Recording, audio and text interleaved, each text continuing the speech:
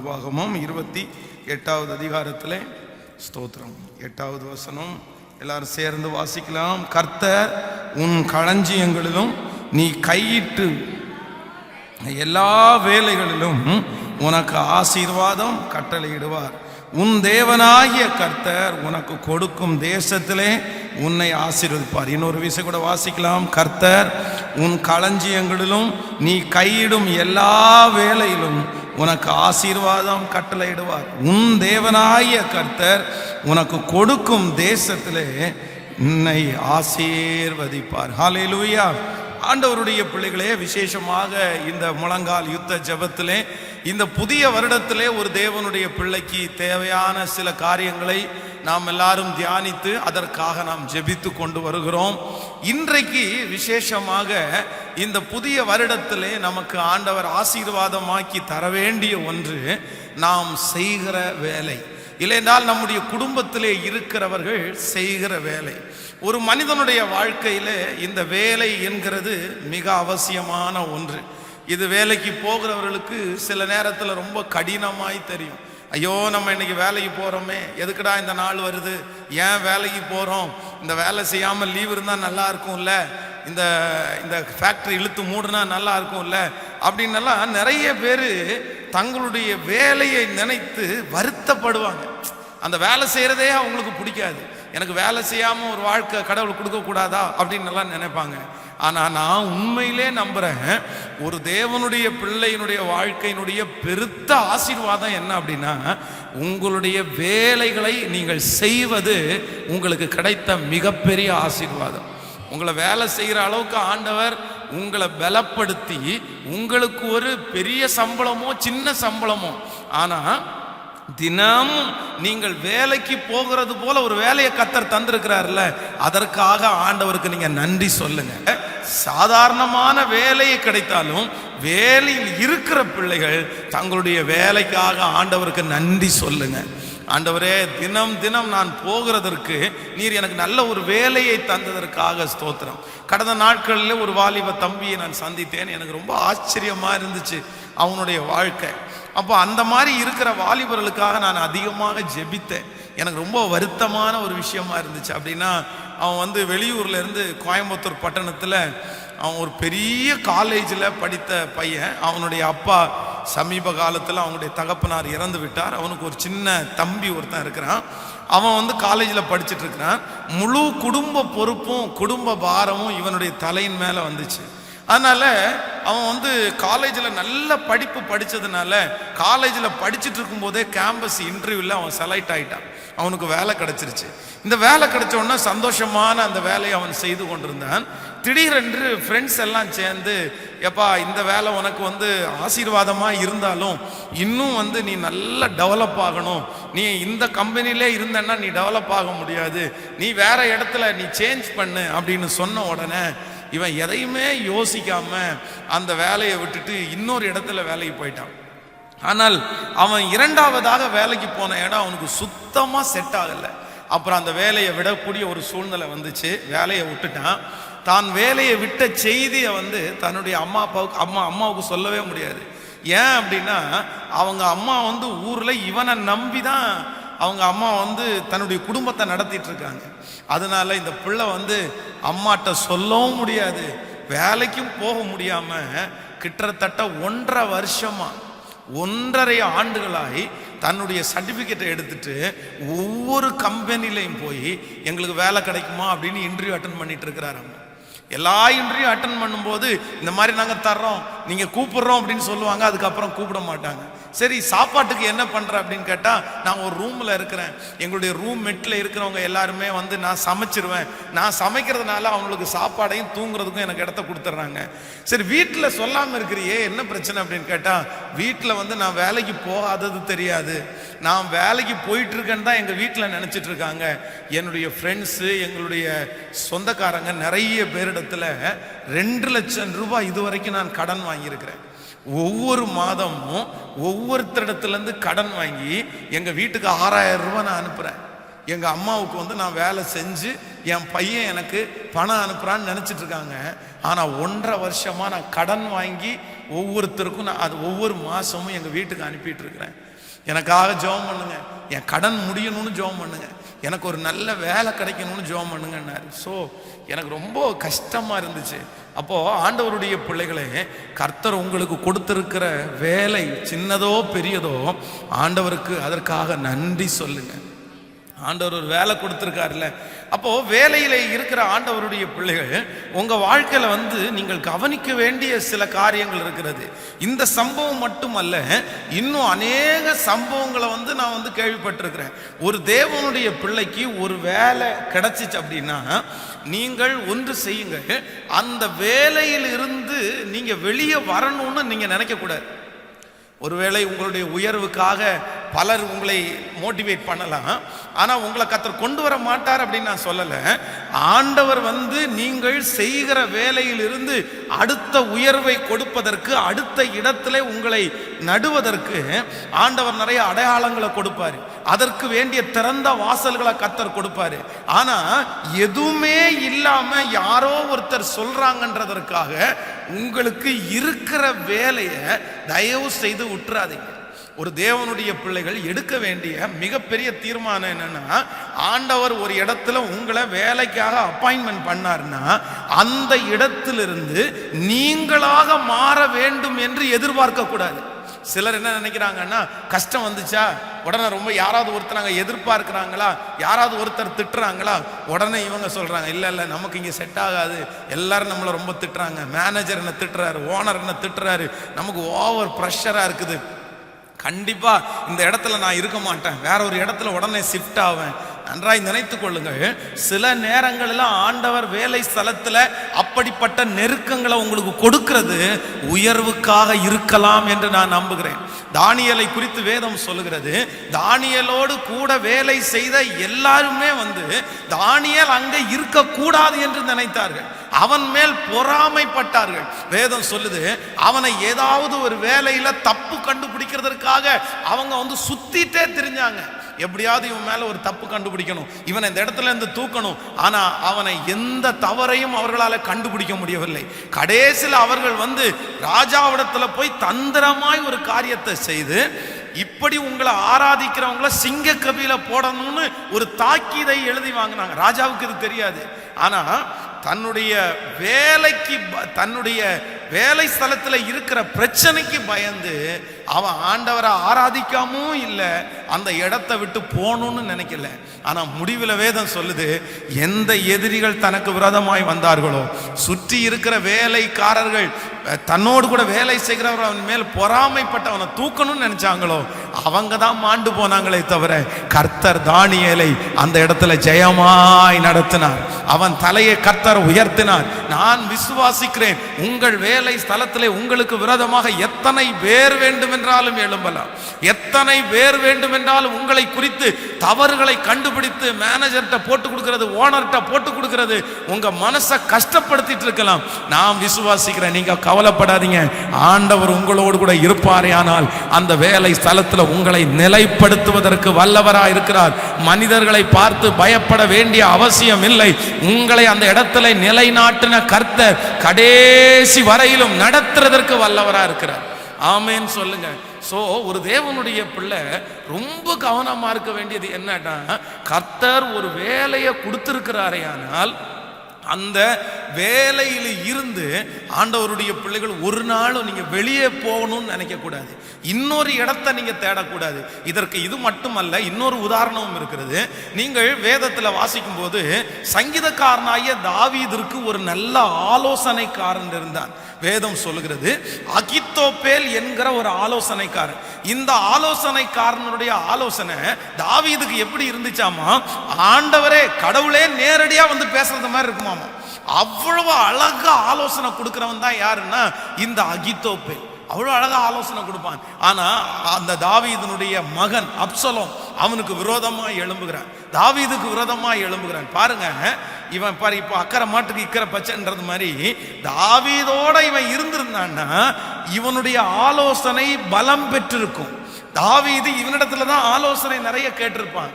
இப்போ தாவீது ராஜாவுக்கு எதிராக எழும்பின அப்சலோம் இடத்துல போய் இந்த அகிதோப்பேல் சேர்ந்துட்டான். தன்னுடைய வேலையை விட்டுட்டான். ஏன் விட்டுட்டான் அப்படின்னா, நான் நம்புறேன் அப்சலோம் அவனுக்கு இன்பமாய் பேசியிருப்பான். தாவீது ஃபர்ஸ்ட் உள்ள ஆளானதுனால அவனை கொஞ்சம் கடினமா நடத்தியிருப்பாரு. இவன் இப்போ உள்ள ஆளானதுனால இவனுக்கு நிறைய மதிப்பு கிடைக்கும், நம்முடைய வார்த்தையை ரொம்ப ஏற்றுக்குவாங்க, நம்முடைய வார்த்தையை தட்ட மாட்டாங்க அப்படின்னு நினைச்சு தாவீதினிடத்திலே ஆலோசனைக்காரனாய் இருந்தவன் இப்பொழுது தாவீதிற்கு எதிராளியான அப்சலோம் இடத்தில் ஆலோசனைக்காரனா மாறினான். நடந்தது என்ன அப்படின்னா, அவனுடைய ஆலோசனையை அப்சலோம் என்ன பண்ணான்னா வேண்டான்னு உதறிட்டான். உன் ஆலோசனை வேணாப்பா, ஊசாயினுடைய ஆலோசனை தான்ப்பா எனக்கு நல்ல ஆலோசனையா தெரியுது. வேதம் சொல்லுது, தன்னுடைய ஆலோசனையின்படி ராஜா அந்த அப்சலோம் கேட்கலன்றதுக்காக இவன் போய் தன்னுடைய காரியத்தெல்லாம் ஒழுங்குபடுத்தி அவன் தற்கொலை செய்து மாண்டு போனான் என்று வேதம் சொல்லுது. அப்போ இன்றைக்கு இந்த மாலை வேளையில யாரோ ஒருத்தருக்காக ஆண்டவர் பேசலாம். சும்மா வேலையை மாத்திட்டே இருக்கக்கூடாது. சிலருக்கு ஒன்று சொன்னா அவ்வளோதான் பொறுக்காது, எதுவுமே சொல்லக்கூடாது. அவங்கள ஏதாவது ஒன்று சொல்லிட்டான்னா உடனே அவங்களுக்கு சுருன்னு கோவம் வந்துடும். நான் இவ்வளோ தூரம் கஷ்டப்படுறேன், இத்தனை நாள் நான் உங்களை வச்சு பார்த்துட்டு இருக்கிறேன், இவ்வளவு கமிட்மெண்ட்டோட நான் வர்றேன், என்னை பற்றி இப்படி பேசுறீங்க, தப்பா பேசுறீங்க. நான் சொல்றேன், நம்ம வேலைக்காரர்களாய் இருப்போமே ஆனால் நமக்கு எஜமானர்கள் நம்மை தண்டிக்கிறதற்கு, நம்மளை கண்டிக்கிறதற்கு உரிமை சொல்லுங்க, உரிமை உண்டு. ஆண்டவர் சொல்றாரு, மேலான அதிகாரத்திற்கு கீழ்ப்படியணும்னு தான் சொல்றாரே தவிர மேலான அதிகாரத்திற்கு எதிர்த்து நிற்கணும்னு சொல்றது இல்லை. நிறைய பேர் நம்முடைய பாரத பிரதமர், இன்னும் நம்முடைய நாட்டை ஆளுகிறவர்கள், நம்முடைய தமிழ்நாட்டை ஆள்றவங்க, இவங்களை எல்லாரையும் வாப்போன்னு பேர் சொல்லி கூப்பிடுவாங்க. நிறைய பேர் பயங்கரமா நிறைய பேர் திட்டுவாங்க. நிறைய பேர் அவங்களுக்காக மீம்ஸ் எல்லாம் கிரியேட் பண்ணுவாங்க. அவங்கள ரொம்ப தரக்குறைவா பேசுவாங்க. நான் ஒன்னும் சொல்றேன், பரிசுத்த வேதாகமம் சொல்கிறது, ராஜாவை மனதிலும் நிந்தியாதே அப்படின்னு ஆண்டவர் சொல்றார். நல்லா கவனிங்க, ராஜாவை மனதிலும் நிந்தியாதே. உங்களுக்கு ராஜாவாய் அதிகாரியாய் அவர்கள் நல்லவர்களோ கெட்டவர்களோ, அவர்கள் செய்கிறது நியாயமானதோ நியாயம் இல்லையோ, அவர்கள் கர்த்தருக்கு கணக்கு கொடுக்கட்டும். ஆனால் ஒரு நாளும் நமக்கு அதிகாரியாய் வைக்கப்படுகிறவர்களை வா போ பேர் சொல்லி, இல்லைன்னா யாரோ ஒருத்தர் சொல்றாங்கன்றதுக்காக மிமிஸ்க அதெல்லாம் கிரியேட் பண்ணி அப்படியெல்லாம் பேசவே கூடாது. நமக்கு அதிகாரங்கள் எல்லாம் யாரால் உண்டாக்கப்பட்டிருக்கிறது என்றால் கர்த்தரால் உண்டாக்கப்பட்டிருக்கிறது. ராஜாக்களை தள்ளி ராஜாக்களை ஏற்படுத்துகிறவர் கர்த்தர்.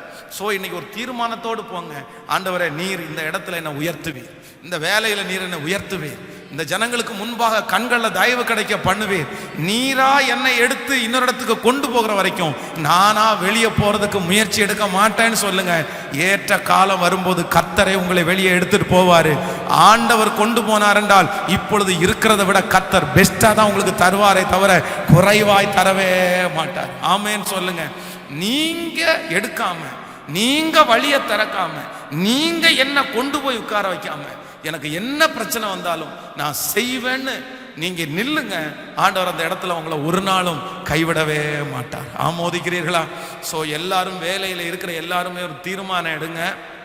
எப்பொழுதுமே ஆண்டவரிடத்துல கேட்காம, ஆண்டவருடைய நடத்துதல் இல்லாம, இல்லை ஆண்டவர் ஒரு வழியை திறக்காம இன்னொரு இடத்துல, இதுவும் இருக்கிற வேலையை விட்டுட்டு புது வேலை தேட போகக்கூடாது.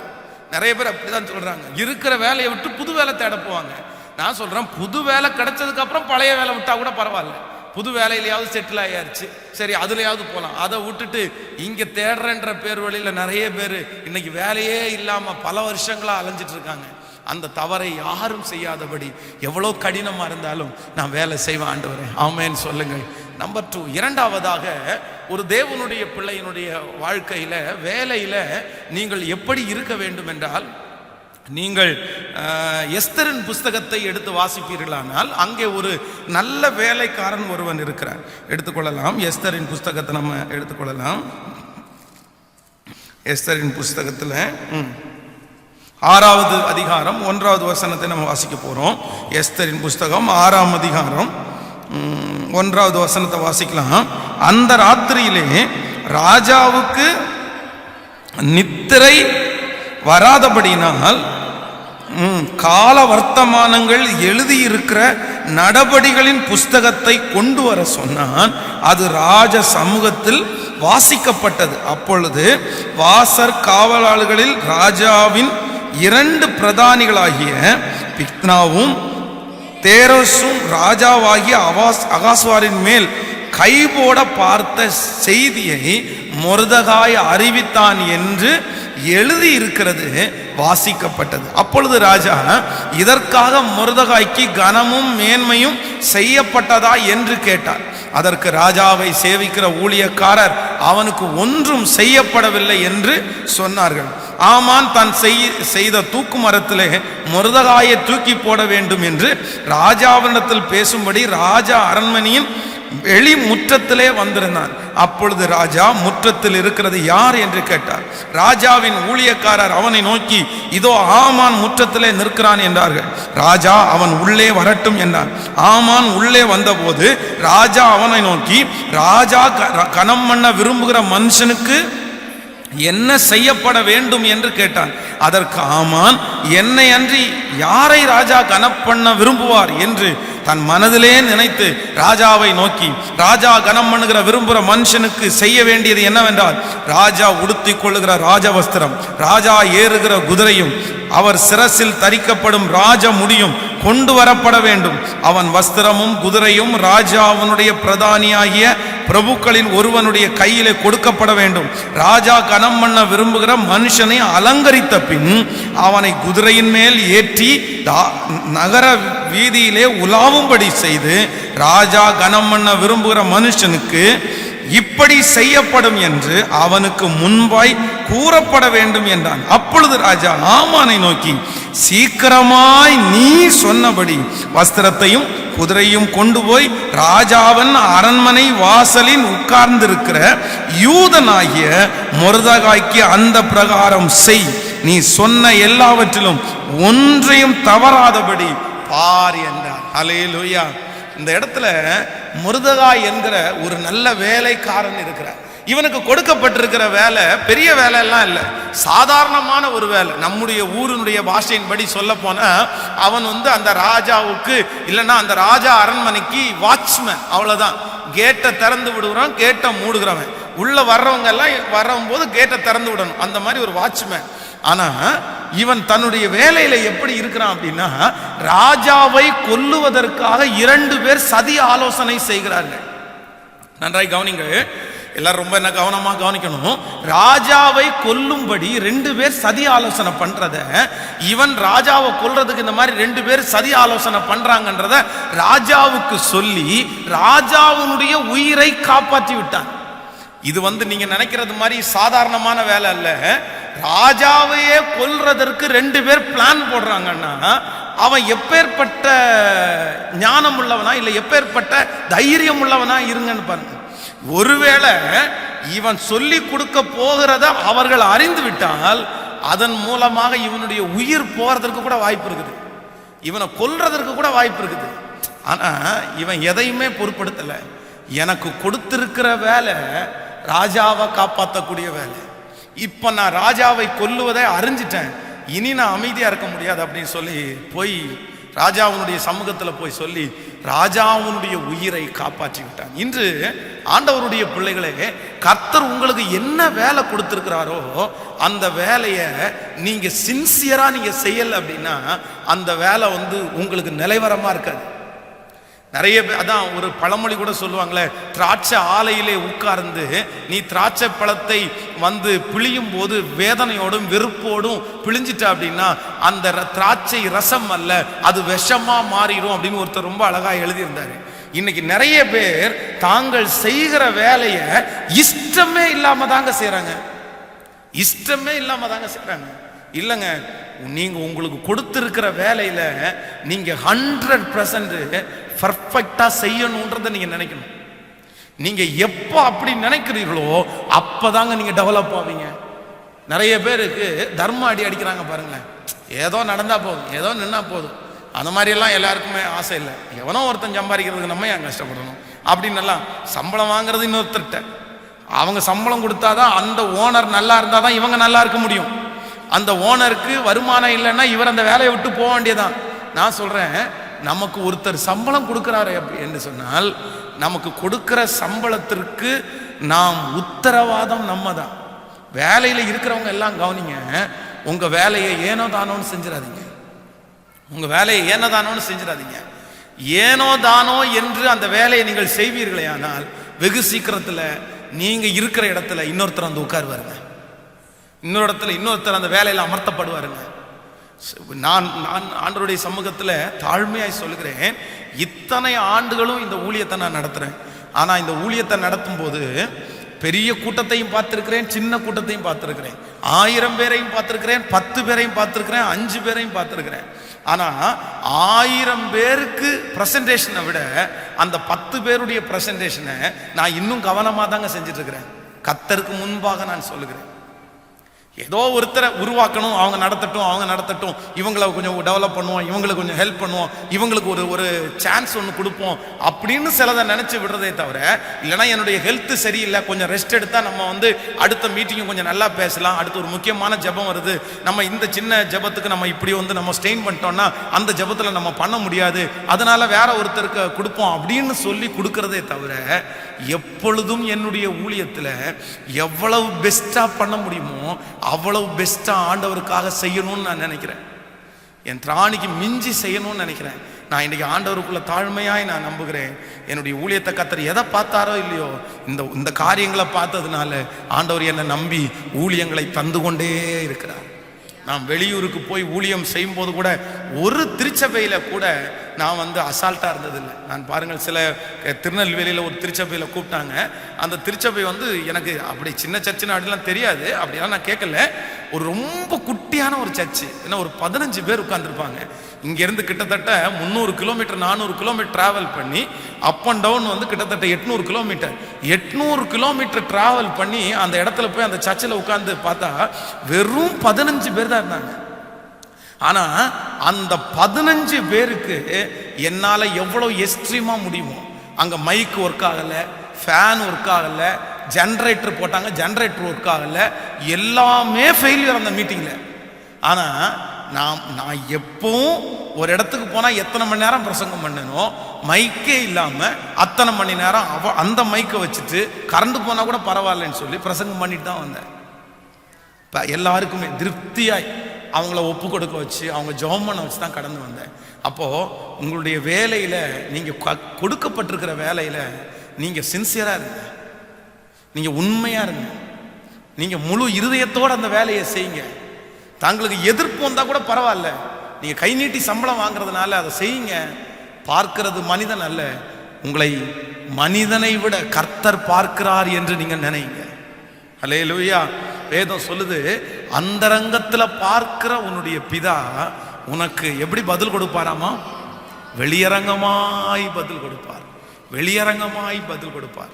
எனக்கு தெரிஞ்ச ஒரு கீபோர்டிஸ்ட், நமக்கு வர்ற எல்லா கீபோர்டிஸ்ட்டுமே ஆண்டவர் நல்ல பிள்ளைகளை கர்த்தர் கொடுக்குறாரு. எனக்கு தெரிஞ்ச ஒரு கீபோர்டிஸ்ட் இருக்கிறாரு. அந்த கீபோர்டிஸ்ட் உலகத்திலேயே பல பரிசுத்தவான்களுக்கு வாசிக்கிற அளவுக்கு இன்னைக்கு அந்த தம்பி டெவலப் ஆயிட்டான். ஒரு நல்ல ஒரு கீபோர்டிஸ்ட். அவனுடைய சாட்சி என்ன அப்படின்னா, பாட்டே தெரியாதவங்க பாடுவாங்க. அவங்க தாளத்திலையும் பாட மாட்டாங்க, ராகத்திலையும் பாட மாட்டாங்க.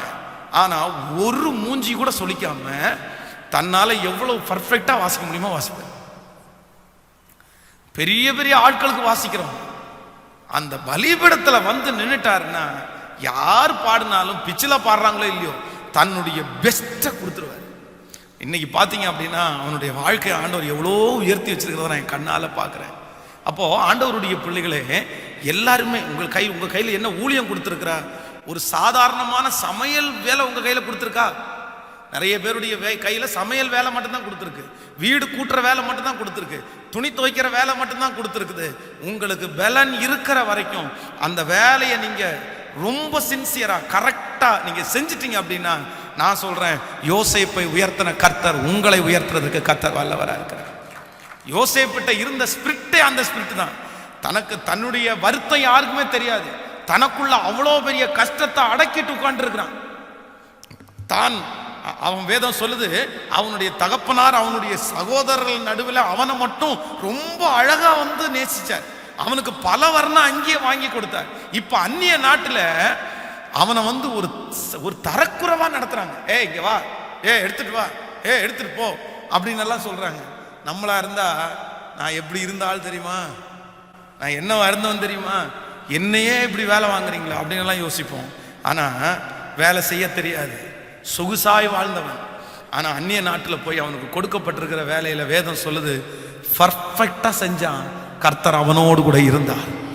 அவனுடைய வீட்டினுடைய எஜமான் என்ன செஞ்சாராமா, தங்கிட்ட இருக்கிற எல்லா பொறுப்புகளையும் யார்கிட்ட கொடுத்தாராமா, யோசேப்பிட்ட கொடுத்தாராமா. எதனால செய்கிற வேலையில பர்ஃபெக்ட். ஆமென் சொல்லுங்க. அதை எதை செய்தாலும் நம்ம எப்படி செய்யணுமாமா? கேட்கல, எல்லாம் சத்தமா சொல்லுங்க. அப்படி பர்ஃபெக்டா செய்யலை அப்படின்னா நமக்குள்ள ஒழுங்கினோம் அப்படின்னு அர்த்தம், ஒழுக்கம் இல்லைன்னு அர்த்தம். அதுல நம்ம வந்து பெரிய வெற்றியை நம்ம அடைய முடியாது. நீங்க அந்த வேலையில பெரிய வேலை, நீங்க அங்க இருக்கிறீங்களோ இன்னொரு இடத்துல இருக்கிறீங்களோ, கர்த்தர் உங்களை தலைவனா மாத்துறாரோ, ஒருவேளை மாற்றவும் முடியும். கர்த்தர் ஒருவேளை மாற்றும் போது நீங்க ஏற்கனவே செய்கிறத பெஸ்டா செஞ்சீங்கன்னா நீங்கள் தலைவன் ஆகும்போது எல்லாவற்றையும் பெஸ்டா நீங்க செய்ய முடியும் நான் நம்புறேன். ஹல்லேலூயா. கைகளை அசைத்து ஒரு ஹல்லேலூயா சொல்லுங்க. அதான் உலகத்தான் ஒரு பழமொழி சொல்லுவாங்கள்ல, சொல்கிறதை செய்கிறதை திருந்த செய் அப்படின்னு சொல்ற மாதிரி நம்ம இன்னைக்கு ஒரு தீர்மானம் எடுப்போம். ஆண்டவரே, நீர் என் கையில கொடுக்கப்பட்டிருக்கிற வேலை சிறிதோ பெரியதோ, அது 10 பேர் என்கரேஜ் பண்றாங்களோ டிஸ்கரேஜ் பண்றாங்களோ அதை குறிச்செல்லாம் எனக்கு கவலை இல்லை. என் கையில கொடுத்துருக்கிற வேலையை நான் எப்படி செய்வேன் சொல்லுங்களேன்? பர்ஃபெக்டா செய்வேன் ஆண்டவரே, நேர்த்தியா செய்வேன் ஆண்டவரே, நீட்டா செய்வேன் ஆண்டவரே. எனக்கு தெரியும், ரத்தனபுரியில் ஒரு சிஸ்டர் இப்போ அவங்க தன்னுடைய சொந்த ஊருக்கு போனாங்க. அவருடைய வீட்டுக்கு ஒரு டைம் ஜெபம் பண்ணுறதுக்காக கூப்பிட்டுருந்தாங்க. அந்த வீட்டில் பார்த்தீங்க அப்படின்னா அவங்க என்னை கூப்பிட்டு பாஸ்டர் வாங்க வாங்க அப்படின்னு கூப்பிட்டு போயிட்டு திடீர்னு அவங்க வெளியே வந்துட்டு என்ன உள்ளே போக சொன்னாங்க. என்னடா இது புதிய இதுவாக இருக்குது அப்படின்னு கேட்டால், நீங்கள் உள்ளே போங்க பாஸ்டர் அப்படின்னாங்க. ஏன் அப்படின்னு கேட்டால், அந்த வீட்டுக்குள்ளே மொத்தம் 2 பேர் தான் நிற்க முடியும். ஃபஸ்ட்டு நான் போனால் தான் இவங்களே வர முடியும். அதனால என்ன ஃபஸ்ட்டு போக சொல்லிட்டு திரும்ப வந்தாங்க. ஒரு சின்ன ஒரு குட்டி ரூம், அந்த ரூமுக்குள்ளே கிச்சன், அந்த ரூமுக்குள்ளே ஒரு பெட்டு போட்டிருக்காங்க, அந்த ரூமுக்குள்ளே ஒரு பீரோ வச்சிருக்கிறாங்க. அவ்வளோ குட்டியான ரூம். ஆனால் நான் போய் அந்த கட்டில் உட்காந்து சுற்றி முற்றி பார்த்தா அவ்வளோ ஒரே ஒரு ரூம் அந்த ரூம். ஆனால் அவ்வளோ பளிச்சுன்னு அந்த அந்த டம்ளரில் தண்ணி கொடுத்தாங்க பாருங்க. அந்த டம்ளர் புது டம்ளரில் பழைய டம்ளர், ஆனால் அவ்வளோ அழகாக க்ளீனாக. அவங்க பாத்திரத்தை எல்லாம் பார்க்கும்போது பார்த்தீங்கன்னா எல்லாமே ஒரு பாத்திரத்தில் கூட அடியில் கருப்பே இல்லை, அவ்வளோ நல்ல பாத்திரம். நான் உடனே அந்த அன்னைக்கே ஜெபம் பண்ணிட்டேன், ஆண்டவரே இந்த வீட்டை இவ்வளோ நீட்டாக வச்சிருக்கிற இந்த அம்மாவுக்கு உடனே ஒரு நல்ல வீட்டை கொடுத்துருங்க ஆண்டவரே அப்படின்னு. நீங்கள் நம்ப மாட்டீங்க, 1.5 வருஷத்துக்குள்ள அவருடைய தகப்பனாருக்கு விற்க வேண்டிய ஒரு லேண்டு நல்ல விலைக்கு விற்று இவங்களுக்கு ஒரு வீடு வாங்கி கொடுக்கணும்னு முடிவு பண்ணி 1.5 வருஷத்துக்குள்ள ஆண்டவர் அவங்களுக்கு சொந்த வீடே கர்த்தர் கொடுத்துட்டார். சொந்த வீடு ஆண்டவர் கொடுத்துட்டார். அப்போ உங்கள் வேலையில் நீங்க எப்படி இருக்கணும் சொல்லுங்க? நேர்த்தியா இருக்கு, நேர்த்தியா இருக்கு. உங்க வேலையில யாருக்காகவும் நீங்க பார்க்காதீங்க. நீங்க சில வேலை சிலர் நினைக்கலாம், அவ்வளவுதான் என்னை விட்டா யாருமே இல்லை, அப்படி இல்லை இப்படி இல்லை, நான் அப்படிதான் செய்வேன் அப்படின்னு. இல்லை இல்லை இல்லை, நான் சொல்கிறேன், ஆண்டவரை பொறுத்த அளவில் அவருக்கு ஆயிரக்கணக்கான பேர் அவருடைய கருத்தில் இருக்கிறாங்க.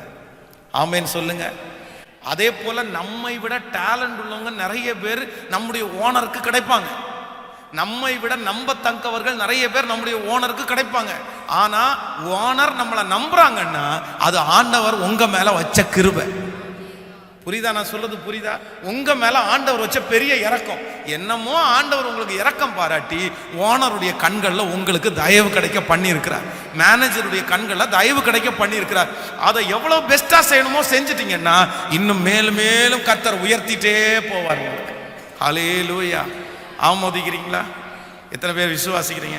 ஸோ இன்றைக்கு வேலையில் இருக்கிற எல்லாருமே என் கையில் கொடுத்துருக்கிற பொறுப்பு சின்ன பொறுப்பாக இருந்தாலும் பெரிய பொறுப்பாக இருந்தாலும் நான் நேர்த்தியாக செய்யக்கூடிய ஒரு அபிஷேகத்தை எனக்கு தாங்க ஆண்டவரே, எனக்கு தாங்க ஆண்டவரே. நீங்கள் கர்த்தரிடத்தில் கேளுங்க. உங்களுடைய உயர்வினுடைய மிகப்பெரிய அடியே இந்த அடி தாங்க, நேர்த்தியாய் செய்கிறது, நேர்த்தியாக செய்கிறது. ஹல்லேலூயா, ஹல்லேலூயா. நம்பர் 3, மூன்றாவது ஒரு காரியத்தை உங்களுக்கு சொல்லி உங்களுக்காக ஜெபிக்க போறேன். நீங்கள் வேதத்தில் ஆதியாகமத்தில் ஈசாக்குனுடைய வாழ்க்கையை எடுத்து வாசிக்கும் போது ஒரு தேவனுடைய பிள்ளை வேலையில எப்படி இருக்க வேண்டும் என்கிறதை குறித்து அதில் எழுதப்பட்டிருக்கிறது. வாசிக்கலாம். ஆதியாகமத்தை எல்லாரும் எடுத்துக்கொள்ளலாமா?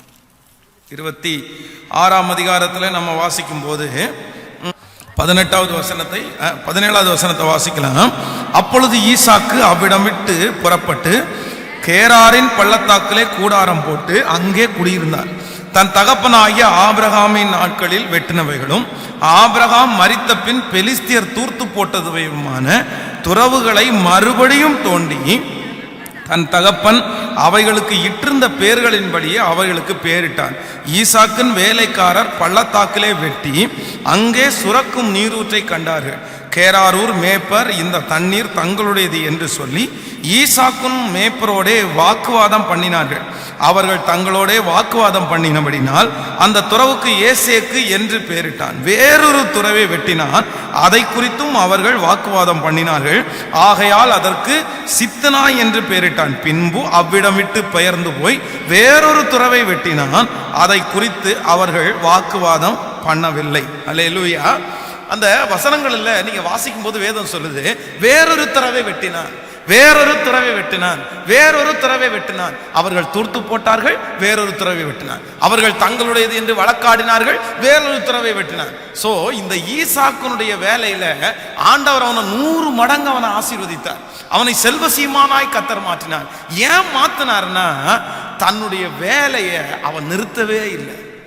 யாருக்காகவும் நிறுத்தல, எதிர்ப்புகளுக்காக நிறுத்தல. இந்த பிசினஸ் ஆரம்பிக்கிறவங்க, தொழில் செய்கிறவங்க எல்லாரும் ரொம்ப கவனமாக கவனிக்கணும்.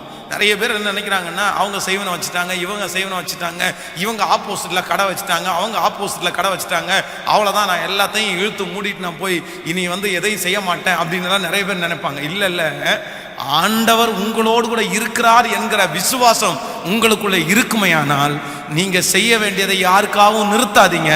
நீங்க ஒரு துறவை அவங்க மூடும் போது இன்னொரு துறவை தோண்டுங்க.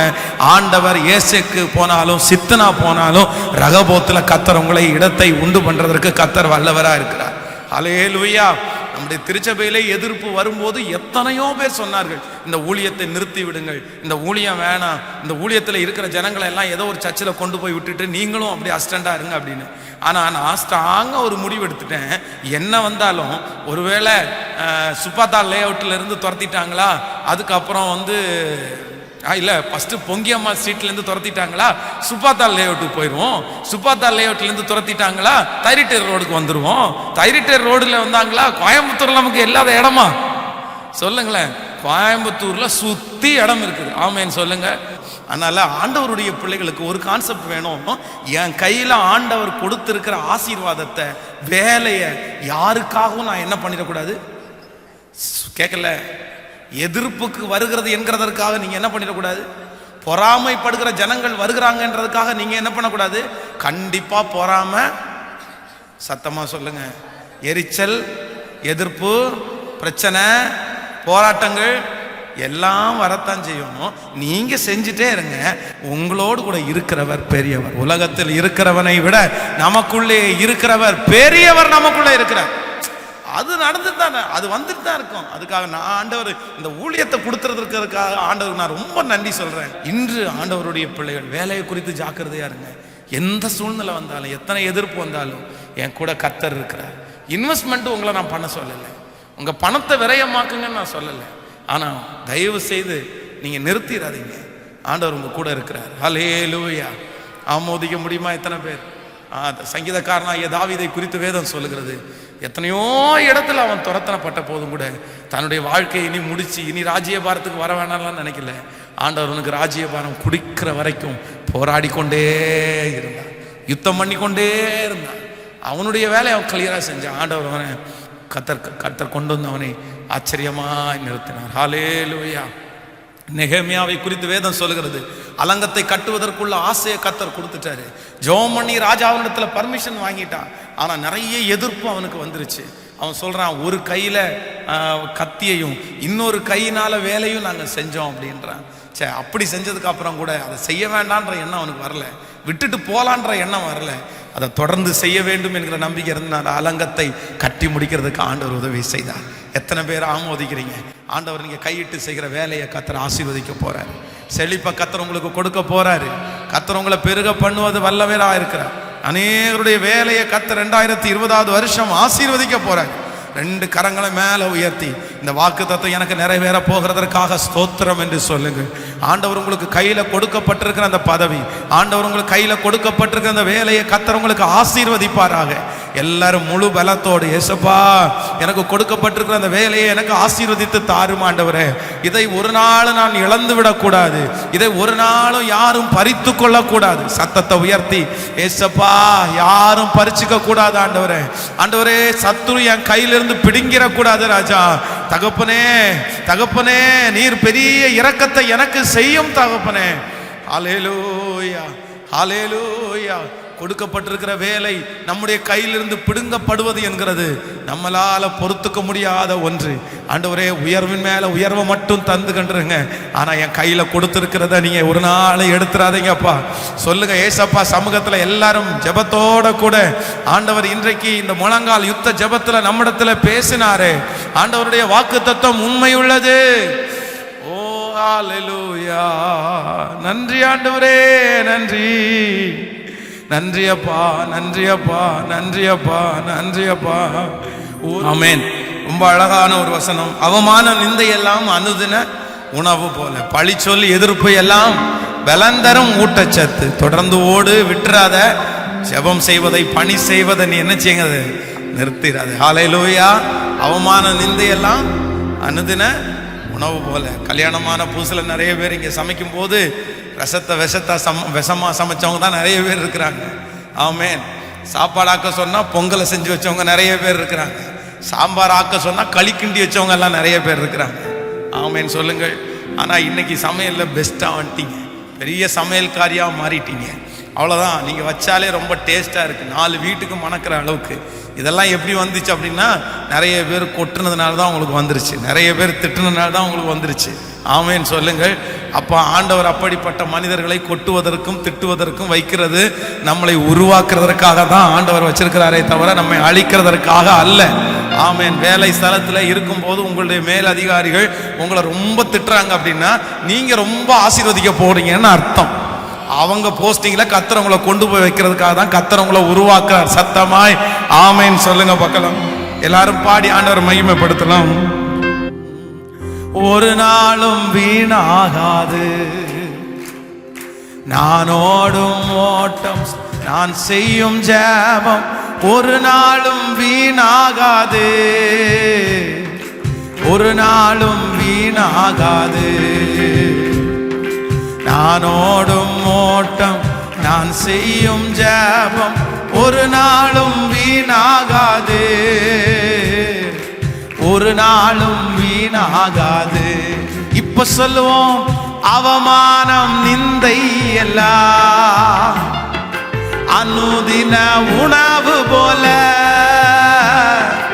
அவமானம் நிந்தை எல்லாம் அனுதின உணவு போல, பழி சொல் எதிர்ப்பு எல்லாம் பலன் தரும் ஊட்டச்சத்து, பழி சொல் எதிர்ப்பு எல்லாம் பலன் தரும் ஊட்டச்சத்து. கரங்களை மேல தட்டி தொடர்ந்து ஓடு, விட்டு விடாதே, ஜெபம் செய்வதை நீ நிறுத்தி விடாதே. ஓ தொடர்ந்து ஓடு, விட்டு விடாதே, பணி செய்வதை நீ மறந்து விடாதே. ஒரு நாளும் வீணாகாது நான் ஓடும் ஓட்டம், நான் செய்யும் ஜெபம் ஒரு நாளும் வீணாகாது, ஒரு நாளும் வீணாகாது. எல்லாரும் நம்பிக்கையோடு கூட நம்ம சேர்ந்து பாட போறோம். Thank you Jesus. பிடித்துக்கொள் ஜீவ வசனம், பிரகாசி கிறிஸ்து இயேசுவுக்காய். நெறிகட்ட சமுதாயத்தில் நான் தானே நட்சத்திரம். ஆண்டவர் என்னதான் நம்புறாரு, கர்த்தர் என்ன நம்பி கொடுத்திருக்கிற இந்த வேலையை கடைசி வரைக்கும் நான் செய்வேன். என்ன எதிர்ப்பு வந்தாலும் செய்வேன், என்ன அவமானம் வந்தாலும் செய்வேன், என்ன நிந்த வந்தாலும் செய்வேன். இந்த வேலையில கர்த்தர் என்ன உயர்த்துவார். கர்த்தர் வச்சிருக்கிற ஸ்தானத்துல என்ன ஆண்டவர் உயர்த்துவார். பிடித்துக்கொள் ஜீவ வசனம், பிரகாசி கிறிஸ்து இயேசுக்கா. பிடித்துக்கொள் ஜீவ வசனம் பிரகாசி கிறிஸ்து இயேசுக்கா நெறிகட்ட சமுதாயத்தில் நீதானே நட்சத்திரம் சொல்லுவோம். நெறிகட்ட சமுதாயத்தில் நான் தானே நட்சத்திரம். கரங்களை மேல தட்டி தொடர்ந்து ஓடு, விட்டு விடாதே, ஜெபம் செய்வதை நீ மறந்து விடாதே. ஓ, ஒரு நாள் வீணா போகாது. உன் ஜெபம் ஒரு நாள் வீணா போகாது. பிரயாசம் ஒரு நாள் வீணாய் போகாது. நம்முடைய நாமத்திற்காய் காண்பித்த அன்புள்ள பிரயாசத்தை மறந்துவிட அவர் அநீதி உள்ள தேவன் அல்ல. நான் விடமாட்டேன். எந்த சூழ்நிலை வந்தாலும் நான் ஜெபிக்கிறத விடமாட்டேன். நான் ஊழியம் செய்கிறத விடமாட்டேன். நான் சேவை செய்யறத விடமாட்டேன். நான் வேலை செய்யறத விடமாட்டேன். எனக்கு அந்த பலனை தாங்கன்னு கேளுங்க. ஆண்டவர் உங்களை அதிலே ஆசீர்வதிப்பார். ஓ, ஜெபம் செய்வதை நீ மறந்து விடாதே. கண்களை பதித்து விடு, கர்த்தராம் இயேசுவின் மேல் பணி செய்யும் போது கண்களை பதித்து விடு. கர்த்தராம் இயேசுவின் மேல் சிலுவை சுமந்ததனா சிங்காசனம் அமர்ந்து விட்டார். உங்களுக்கு அந்த சிங்காசனம் கிடைக்காம போகுமா? சுமந்ததனா சிங்காசனம். நான் யாரையும் பார்க்க மாட்டேன், கர்த்தரை மட்டுமே. ஒரு விசை கூட கண்களை பதித்து வீடு. சகோதரா, வேலை செய்யும் போது வேற யாரையும் பார்க்காத. ஊழியம் செய்யும் போது யாரையும் பார்க்காதீங்க, கர்த்தரை மட்டும் பாருங்க. தூற்றுறவங்க தூற்றட்டும், பேசுறவங்க பேசட்டும், அவமானப்படுத்துறவங்க அவமானப்படுத்தட்டும், கஷ்டப்படுத்துறவங்க கஷ்டப்படுத்தட்டும். ஆண்டவரை மட்டும் நோக்கிப்பார். அவமானத்தை சகித்தார், நிந்தையை சகித்தார். அவரை எப்படி எப்படியெல்லாமோ பேசினாங்க. ஆனா அவர் சிலுவையை விட்டுட்டு போகவே இல்லை. சிலுவையை விட்டுட்டு போகவே இல்லை. மரண பரியந்தம் தன்னை தாழ்த்தினார். அவர்கிட்ட கொடுத்த அந்த வேலையை கடைசி வரையிலும் அவர் செய்து முடித்தார். அந்த பலன் உங்களுக்கு கிடைக்கட்டும். ஓ, கர்த்தராம் இயேசுவின் மேல் ஒரு விசை கூட கண்களை பதித்து விடு. கர்த்தராம் இயேசுவின் மேல் சிலுவை சுமந்ததனா சிங்காசனம் அமர்ந்து விட்டார். சிலுவை சிலுவை சுமப்பதனா சிங்காசனம் அமர்ந்து விட்டார். கரங்களை மேல தட்டி தொடர்ந்து ஓடு, விட்டு விடாதே, ஜெபம் செய்வதை ஓ மறந்து விடாதே. தொடர்ந்து ஓடு, விட்டு விடாதே, ஜெபம் செய்வதை நீ மறந்து விடாதே. ஒரு நாளும் வீணாகாது. நான் ஓடும் ஓட்டம், நான் செய்யும் ஜெபம் ஒரு நாளும் வீணாகாது. ஒரு நாளும் உன் பிள்ளைக்காக ஜெபிக்கிற ஜெபம் வீணா போகாது. ராத்திரி பகலா உழைக்கிற உழைப்பு வீணா போகாது. நீங்க நடக்கிற நடை வீணாய் போகாது. ஓ, ஒரு நாள் படிக்கிற கண்ணீர் வீணா போகாது. படுகிற பிரயாசம் வீணாய் போகாது. அவர் தம்முடைய நாமத்திற்காய் காண்பித்த அன்புள்ள பிரயாசத்தை மறந்து விட அவர் அநீதி உள்ள தேவன் அல்ல. கர்த்தர் கைவிட மாட்டார். உன் நிந்தையை பார்க்கிற கர்த்தர் கைவிடவே மாட்டார். ஹல்லேலூயா. ஒரு நாளும் வீணாகாது. ஒரு நாளும் வீணாகாது. நான் ஓடும் ஓட்டம், நான் செய்யும் ஜெபம் ஒரு நாளும் வீணாகாது. ஒரு நாளும் வீணாகாது. இந்த வருடம் நம்முடைய சபைக்காய் ஒரு சொந்த இடத்திற்காக ஜெபம் பண்ணிட்டு இருக்கிறோம். நிறைய பிரயாசங்களை நம்ம எடுத்துக்கொண்டு இருக்கிறோம். நம்முடைய தகுதியை பார்த்து கொடுக்க முடியாது. நமக்கு பலன் இல்லை, பெரிய வசதிகளும் நமக்கு இல்லை. கர்த்தர் தான் நமக்கு கொடுக்க வேண்டும். நமக்கு இருக்கிற ஒரே பின்னணி அவர் மட்டும்தான். அதனால எல்லாரும் ஜெபம் பண்ணுங்க, ஆண்டவரே எங்க திருச்சபைக்கு இந்த வருஷம் நாங்க வாங்கணும்னு நினைச்சிட்டு இருக்கிற அந்த இடத்தை வாங்குறதற்கு எங்களுக்கு பண உதவியை நீங்க தாங்கப்பா, எங்களுக்கு அனுப்பி தாங்கப்பா. ஆண்டவரே ஒரு காகத்தை எங்களுக்காக அனுப்புங்கப்பா. இந்த வருஷத்துல எப்படியாவது அட்வான்ஸ் கொடுத்து அதை சுதந்திரிச்சுக்கணும் ஆண்டவரே. எங்க கையில ஒண்ணுமே இல்லப்பா,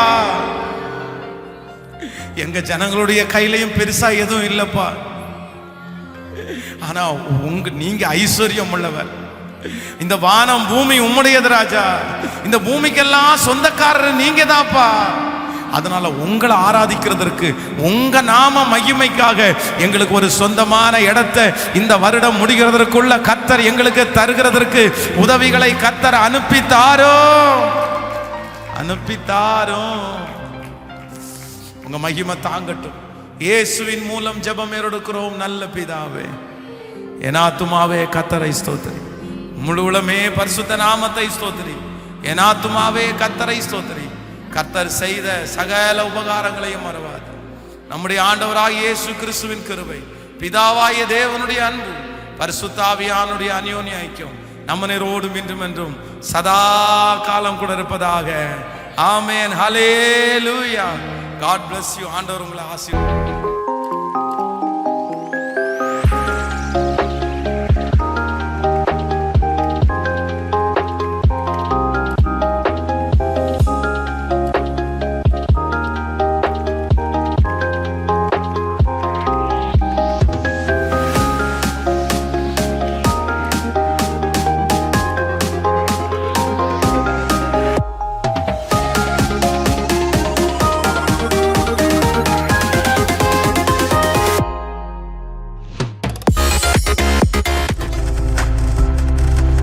நீங்கள் பார்த்துக் கொண்டிருப்பது உங்கள் ஜாய் டிவி. உங்கள் துக்கம் சந்தோஷமாய் மாறும்.